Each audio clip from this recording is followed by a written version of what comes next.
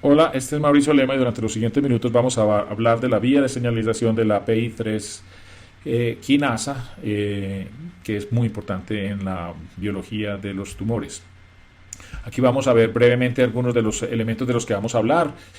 La vía de la PI3 quinasa pues no es particularmente compleja, pero tiene pues bastantes componentes, entre ellos el receptor de membrana que tiene su actividad quinasa intracelular en el dominio intracelular, nuestra protagonista que es la PI3K, que es la proteína que va a generar el segundo mensajero que es el fosfoinositol 3,4,5 trifosfato o PIP3. Está varios otros componentes. Quiero resaltar pues uno súper importante que es el AKT, el TORC1 que contiene la enzima mTOR, que es de gran importancia para el manejo farmacológico de esta vía. Una molécula que es importante sobre todo cuando está ausente, que es el PTEN, que es un antioncogeno, un gen supresor de tumores, que cuando está ausente hace que esta vía se sobreactúe, y otros elementos de los cuales hablaremos posteriormente. Son muchos los factores que activan la PI3 quinasa por intermedio de sus respectivos receptores, como los receptores que actúan sobre los factores de crecimiento epidérmico, los factores que actúan sobre los factores de crecimiento derivados de las plaquetas, el factor de crecimiento vascular endotelial, la insulina, etcétera. Y en forma indirecta cualquier cosa que incremente la activación del RAS. También puede causar activación de la PI3K, porque el RAS también estimula la PI3K. Entonces hay un considerable grado de sobreposición en la activación de diferentes vías que van a causar activación de todas estas vías de señalización. La vía de la PI3K pues, se caracteriza pues, lógicamente porque tiene la activación de esta enzima que, como su nombre lo indica, fosforila grupos hidroxilos de fosfoinositoles, que es un grupo de lípidos, y es importante en la transducción de muchas señales de señalización que incluyen receptores de tirosina quinasa. En general, causa una cascada de eventos que culmina con la proliferación celular, crecimiento celular, evita la apoptosis, altera el metabolismo, cambia la motilidad y la diferenciación celular. Todos estos procesos importantes, o sea que esta es una vía que ayuda a comunicar las señales extracelulares con las intracelulares por intermedio del receptor de membrana, que es como el puente entre afuera y adentro de la célula, y todos los mediadores intracelulares que se generan para poder decirle a la célula haga esto o aquello. ¿Y qué es ese PIP3 o PIP3 o fosfoinositol 3 trifosfato o fosfatilinositol 3,4,5 trifosfato? Es un fosfolípido que está ubicado en la membrana celular, en el lado intracelular de la membrana celular, y como todos los fosfolípidos pues tiene este glicerol aquí de 3 carbonos, tiene pegado en el carbono 1 un ácido graso, en el carbono 2 otro ácido graso, y en el carbono 3 tiene unido por un grupo fosfato a un inositol, que en su posición en condiciones normales tiene 2 fosfatos adicionales, y eso es lo que llamamos en reposo, y en condiciones ya activados se convierte en trifosfatos, recibe un nuevo fosfato, y eso se convierte en el PIP3, que tiene la habilidad de desencadenar toda la activación de esta vía. Vamos a ver paso a paso cómo es este proceso. Primero está la activación del receptor. Como ustedes ya muy bien saben, la unión del ligando con el receptor genera una dimerización de los receptores, que a su vez causa la activación de la tirosina quinasa asociada al receptor por autofosforilación de sus dominios intracelulares. Y estos receptores activados reclutan proteínas adaptadoras que modulan la activación subsecuente de la PI3K. Estos ejemplos de estos moduladores, proteínas adaptadoras, son las IRS1 y la IRS2, que tienen la habilidad de reconocer grupos tirosina fosforilados por medio de sus dominios SH2, que tienen la capacidad de identificar estas tirosinas fosforiladas en la membrana celular. En las proteínas de membrana celular. La activación de la PI3K y la generación de PIP3 son el siguiente paso de todo este proceso. Aquí vemos nuestra proteína, la PI3K, tiene pues 3 clases que existen descritas. Sin embargo, la importante en medicina, pues especialmente en oncología, son la clase 1A. Las clases, la PI3K de la clase 1A son heterodímeros que tienen un dominio catalítico que se denomina P110, que puede ser de varios tipos, puede ser alfa, beta, gamma o delta, ¿sí? O sea que no todos son iguales. Y también tiene un dominio no catalítico que es el P85, que puede ser alfa o beta, que se une a la P110. Este dominio P85 es capaz de unirse a los receptores de tirosina quinasa y a las proteínas adaptadoras también por sus dominios SH2.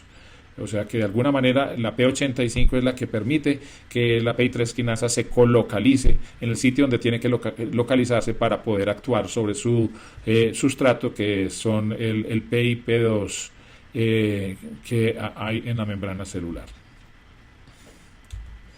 La PI3K de la clase 1A en su forma inactiva pues tiene su dominio 110, P110 plegada sobre la 85 y ocultando su sitio activo. Y tanto que los dominios SH2 de la P85 son muy afines a las tirosinas fosforiladas de los RTKs y también de las proteínas adaptadoras como la IRS1. Y al unirse estos P85 a los dominios SH2 de las fosfotirosinas de los receptores, se desdobla en la P110 exponiendo su sitio activo y esencialmente al permitir que el sitio activo interactúe con su sustrato, lo activa. Existen varias formas isoformas de PI3K en las diferentes partes del organismo. Una de las más importantes es la PI3K alfa, que está pues, lógicamente implicada en la tumorogénesis y está también implicada en las vías de señalización de la insulina y también en cáncer de mama, por ejemplo. La PIK beta es importante para la agregación plaquetaria. La gamma está expresada en los leucocitos y es importante en la respuesta inflamatoria. Y la delta también es importante en tumorogénesis y está implicada en reacciones alérgicas. Es más importante en los tumores de naturaleza hematológica. Ven aquí como la PI3K se localiza en el sitio donde están activados los receptores de tirosina quinasa y ahí es donde se une y recluta y se activa. Esta PI3K activa, luego actúa sobre su sustrato, que es el fosfatidilinositol difosfato, que está en la membrana celular, llamémoslo PIP2. Y el PIP2 se convierte por acción de esta quinasa en PIP3, que es el metabolito, pues es el mediador, segundo mensajero activo. El fosfatilinositol 3-fosfato es el segundo mensajero de esta vía, está ubicado en la membrana celular en sitios de unión específico. Su estructura sirve para reclutar proteínas que tengan dominios de plextrina como el AKT y la PDK1.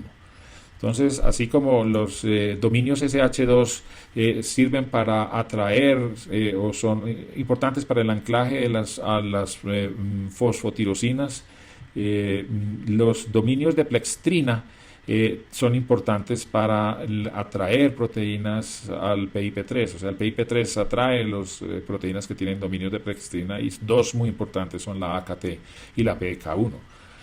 Este es un dominio de plextrina, son los dominios homólogos de plextrina, son secuencias de unos 120 aminoácidos que facilitan las proteínas que los contienen su interacción con fosfolípidos como el PIP3. Después el siguiente paso, el paso 3, es la activación de la AKT. Como ya vimos, la PIP3 en la membrana celular atrae a proteínas con dominios de plextrina como la AKT y la PDK1. La AKT y la PDK1 cercanas pueden ser actuadas y la PDK1, que es la quinasa dependiente de proteína tipo 1, fosforila un grupo específico de la AKT, ¿sí? Específicamente fosforila la treonina 308 de la AKT, causando su activación parcial. Para que la AKT se active completamente requiere de dos sitios de fosforilación. Uno de ellos lo confiere la PDK1 en este primer paso.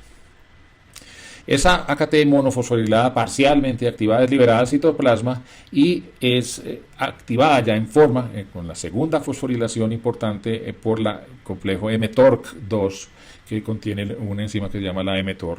Y esta mTOR2 monofosforila a esa AKT en el residuo serina 473, causando su activación completa. Siguiente paso. Una vez que la AKT está totalmente activa, causa la fosforilación. Recuerden, la AKT es una serina treonina quinasa del factor TSC2, que va a causar finalmente la activación del complejo mTOR, y eso es lo que vamos a ver en este paso. Entonces, la AKT activa es una serina treonina quinasa que interactúa con muchísimos sustratos, y pues uno de ellos es el complejo de esclerosis tuberosa 1 y 2, y específicamente la AKT fosforila un grupo serina treonina de la TSC2.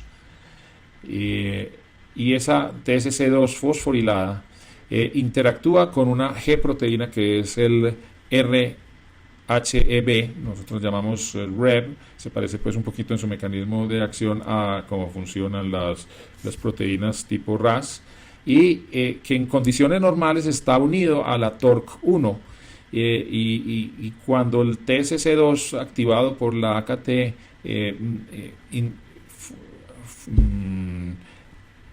ataca la proteína RHEB, la libera de su interacción inhibitoria sobre la TORC1, y el resultado final es que pues, al no haber la RHEB, la TORC1 empieza a ser activa. Pero recuerden, la TORC1 también tiene la serina treonina mTOR, se llama Mammalian Target of Rapamycin, ¿cierto? Es también una serina treonina quinasa que se encuentra unida a dos complejos diferentes, la TORC1, que es de la que estamos hablando en este momento, y se llama así cuando se une a RAPTOR. El RAPTOR es una sigla que por Regulatory Associated Protein of mTOR. Y también está la TORC2, que ya vimos, que tiene importancia para la activación definitiva de la AKT, que se une a RICTOR, y RICTOR es Rapamycin Insensitive Companion of mTOR. Y es importante entender esto porque a pesar de que las dos tienen la misma enzima, mTOR, como en parte de su complejo, la inhibición con las drogas que nosotros tenemos hoy en día, que son capaces de inhibir la mTOR, solamente es capaz de inhibir la mTOR que está en el complejo mTORC1. No tiene ningún impacto sobre las TORC2, y esto es de importancia desde el punto de vista farmacológico. Siguiente paso es la activación de los efectores de la TORC1, que son los 4-EBP1 y la S6K1. Entonces, pues la TORC1, una vez que es, llamémoslo, activada esencialmente por la acción de la AKT y sus mediadores, que son la TSC1 y 2 y la RHEB, van a generar la fosforilación activante de una proteína que es una quinasa de los ribosomas, que es la S6K, y va a causar también la activación de la 4-EBP1, y estos son los mediadores finales de la TORC1. Esto causa crecimiento celular, proliferación, estímulos de factores como el VEGF, Transforming Growth Factor Beta, entre muchos otros, que van a causar todo ese fenotipo oncológico. ¿Cómo se controla la vía de la PI3 quinasa? Pues no siempre es hacia abajo y no siempre es llamémoslo así, proliferativo. Existen varios puntos de control, voy a mencionar nada más unos pocos. El más importante, pienso yo, es el PTEN. El PTEN es, para efectos prácticos, una anti-PI3K, ¿cierto? O sea, tiene el efecto opuesto a la PI3 quinasa. Ustedes se acuerdan que la PI3 quinasa causaba el paso de fosfatidilinositol 2-fosfato a 3-fosfato, pues la PTEN hace lo contrario, pasa de PIP3 a PIP2. ¿Sí? Entonces eso es lo que hace, arranca la PTEN con el PIP3 y después de que sale la PTEN queda en PIP2, y eso apaga toda la vía de señalización desde su punta, llamémoslo así. El otro punto de señalización es aquí en la S6K, La S6K es capaz de actuar sobre esa proteína adaptadora IRS1 inhibiéndola. Entonces, de alguna manera, la activación sostenida de la PI3K y con la activación de la mTOR va a causar una disminución, una retroalimentación negativa a través del efecto que tiene esta S6K sobre la adaptadora IRS1. Esto es importante porque tenemos drogas potentes que son capaces de inhibir la mTOR, especialmente pues la unida al TORC1, la Raptor que acabamos de ver acá. Y paradójicamente esas drogas, cuando lo inhiben muy eficazmente, pues pueden generar una activación paradójica de esta vía, porque se pierde esta inhibición que hace la S6K.